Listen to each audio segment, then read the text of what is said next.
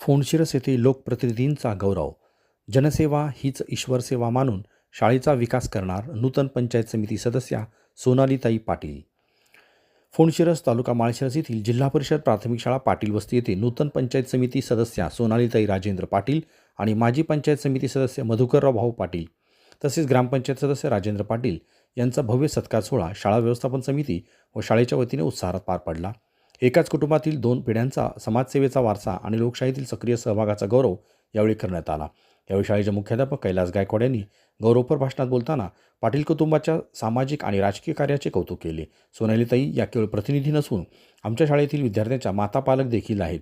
ते आमच्यासाठी अभिमानास्पद आहे असे त्यांनी नमूद केले. तसेच आगामी काळात सोनालीताईंच्या माध्यमातून शाळेची भौतिक सुविधा आणि शैक्षणिक गरजांची पूर्तता होईल अशी आशा त्यांनी व्यक्त केली. विजयात मान्यवरांचा वाटा आणि सेवेचा संकल्प. पाटील कुटुंबियाकडून विकासाचा शब्द.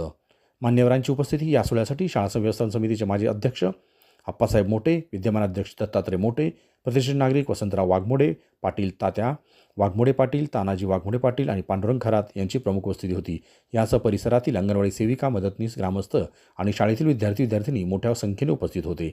नियोजन आणि परिश्रम. कार्यक्रमाचे नेटके सूत्रसंचालन पदवीधर शिक्षक बाबूराव जमाल यांनी आपल्या ओघवरत्या शैलीत केले. हा कार्यक्रम यशस्वी करण्यासाठी शाळेतील शिक्षक सुनील टेके, कुबेर खोत आणि स्वाती पायमल यांनी विशेष परिश्रम घेतले.